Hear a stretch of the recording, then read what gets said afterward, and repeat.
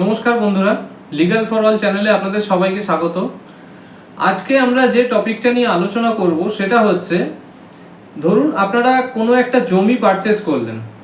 এখানে ল্যান্ডের ক্ষেত্রে আলোচনা করা হবে। জমি পারচেস করলেন এবং সেই জমি আপনারা কেনার পরে যখন আপনারা নাম রেকর্ড করতে গেলেন, তখন আপনারা দেখলেন যে যে জমিটা আপনারা পারচেস করেছেন বর্তমানে রেকর্ডে অন্য একজনের নাম রেকর্ড করা রয়েছে, অথবা যে জমি আপনারা কিনেছেন, আপনি যে পরিমাণ জমি দলিলের মাধ্যম দিয়ে কিনেছেন সেই পরিমাণ জমি রেকর্ড করা নেই, তার থেকে কম পরিমাণ জমি রেকর্ড করা আছে।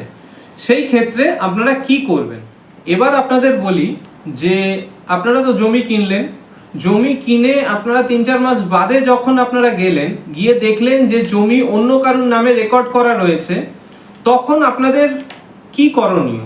আপনাদের তো এটা মনে হতেই পারে যে তাহলে কি জমি আমার হাত থেকে হাতছাড়া হয়ে গেল, তাহলে কি আমি জমির আসল মালিক নই? এই ক্ষেত্রে সুপ্রিম কোর্ট, মহামান্য সুপ্রিম কোর্ট কি বলেছে সেইটা একটুখানি এখানে জরুরি। সুপ্রিম কোর্ট কিন্তু রিসেন্ট একটি জাজমেন্টে, 2025 সালের একটি জাজমেন্টে স্পেসিফিক্যালি বলেছেন যে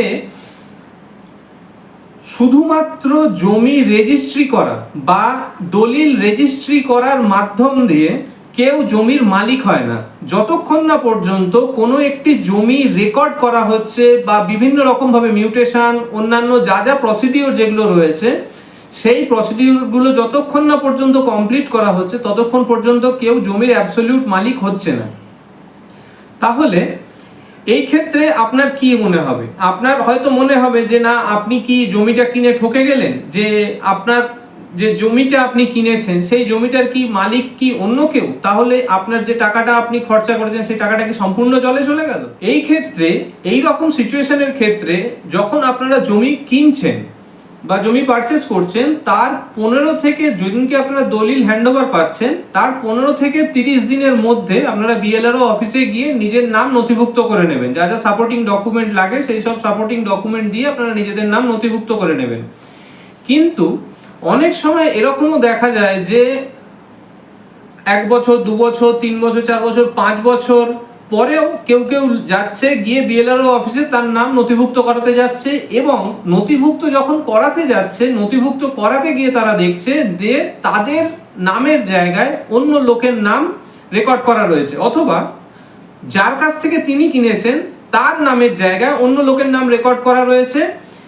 সুতরাং তার যে চেন ডিড রয়েছে বা পারচেস ডিড রয়েছে সেটা সাপোর্ট করলে, সেটা তখন বিএলআরও অফিসে দিলে তখন কিন্তু তার নাম আর মিউটেশন হবে না, কেননা তিনি যার কাছ থেকে দলিল নিয়েছেন বা যার কাছ থেকে সম্পত্তি কিনেছেন তার নাম তো ওখানে আর নেই, তার জায়গায় অন্য লোকের নাম ঢুকে গেছে। সুতরাং সেই ক্ষেত্রে কি করতে হবে সেটা আমরা এবার আপনাদেরকে বলবো। আপনারা কিভাবে অনলাইনের মাধ্যমে এই কারেকশনের কাজ যেটা রয়েছে, এই কারেকশনের কাজটা আপনারা করতে পারবেন।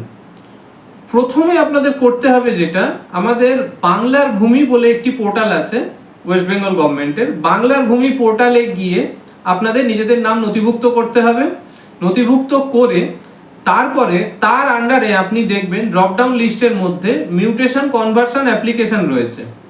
এই মিউটেশন কনভার্সন অ্যাপ্লিকেশনের আন্ডারে আপনার রেকর্ড কারেকশনের অপশন দেওয়া থাকে।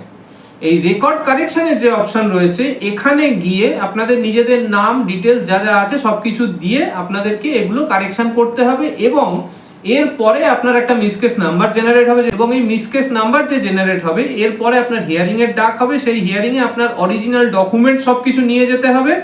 নিয়ে গিয়ে যদি বিএলআরও সন্তুষ্ট হয় তাহলে সেই ক্ষেত্রে আপনার একটা অর্ডার জেনারেট হবে। ওই অর্ডারে আপনার রেকর্ড যেটা রয়েছে, পর্চার কপি যেটা রয়েছে, পর্চার কপি কারেকশন হয়ে আপনি নতুন পর্চার কপি আপনি পেয়ে যাবেন। এর মাধ্যমে আপনার যে অ্যানোমালি যেগুলো ছিল বা ভুল ভ্রান্তি যেগুলো ছিল সেই ভুল ভ্রান্তিগুলো আপনাদের সবকিছু কারেকশন হয়ে যাবে, এবং আপনি ফ্রেশ পর্চা বা নতুন রেকর্ড অফ রাইটস আপনি হাতে পেয়ে যাবেন। সুতরাং এখানে ভয়ের কোনো ব্যাপার নেই, আপনাদের এখানে ভয় পাওয়ার মতন কোনো ব্যাপার নেই। আমরা যে প্রসেসগুলো বললাম সেই প্রসেসগুলো আপনারা ফলো করুন। আজকের এই আলোচনা আপনাদের ইনফরমেটিভ লাগে এবং আমাদের চ্যানেলের যে যে টপিক আলোচনা হচ্ছে সেই টপিকগুলো যদি আপনাদের ইন্টারেস্টিং লাগে তাহলে আমাদের চ্যানেলকে আপনি লাইক করুন, শেয়ার করুন, সাবস্ক্রাইব করুন এবং বেল আইকনটা প্রেস করে রাখবেন যাতে নতুন ভিডিও যখনই আসবে সেই ভিডিও আপনাদের কাছে সবথেকে আগে চলে আসে। এবং আপনারা কমেন্টসে এগুলো জানান যে আপনারা কি ধরনের আলোচনা শুনতে চাইছেন। সবাই সুস্থ থাকবেন, ভালো থাকবেন, দেখা হচ্ছে পরবর্তী ভিডিওতে। নমস্কার।